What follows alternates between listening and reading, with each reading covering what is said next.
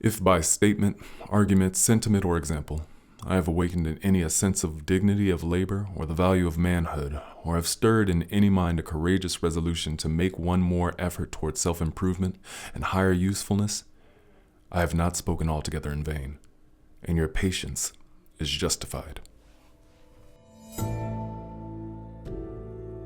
On Monday, February 15th, 1869, the famous formerly enslaved abolitionist, publisher, public speaker, and soon-to-be diplomat, Frederick Douglass, addressed an audience at Barrett Hall, Champaign, Illinois. The three-story hall was located above what was once Henry Swannell's drugstore, now One Main Plaza. The topic of his speech was self-made men. Douglass was kind of the rock star of his day as what we would now call a public intellectual. He was an orator, he was always on call and always in demand to speak on the abolitionist circuit, mostly here in the United States, but he also traveled to Europe, particularly to England, to speak in the abolitionist movement there. So the results of the Civil War and Reconstruction, which is what was happening in 1869, was significant, and a big part of Reconstruction had to do with black education. Douglass, again, has a philosophy of education. My theory of self-made men is then simply this: that they are men of work, whether or not such men have acquired material, moral, or intellectual excellence. Honest labor faithfully, steadily, and persistently pursued is the best, if not the only, explanation of their success. Most people who have written on Douglass think of it as a speech about individualism. I think that that's not the most comprehensive interpretation of the speech. The speech contains, there's always a duality or a dialectic when it comes to black folk. We're both and. We're never just one or the other. We're both and.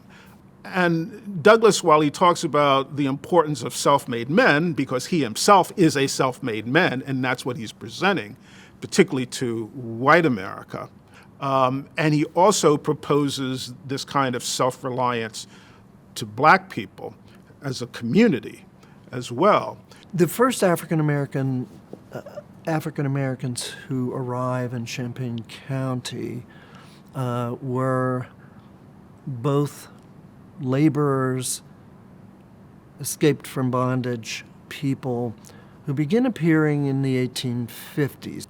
To be a farmer at that time was to be self-made, and it epitomizes labor, industry, those things that we think about. It's remarkable of what they achieved in their lifetimes. I just think it's an inspirational story to understand that first generation looking for opportunity and achieving in agriculture, in labor, whether it's in the village or outside. The African American community contributes significantly in building the community, certainly at that time by the trades that they had. Dominating the barbers were, as for many years, were African American, and they built a sense of community. They voted in elections. They ran for office in elections, although not attaining office, but they were part of business and society. And one thing that we see is they were active socially, that when you look at any kind of social engagement, African Americans were there, whether it's weddings, funerals, and so there was a sense of community that was built.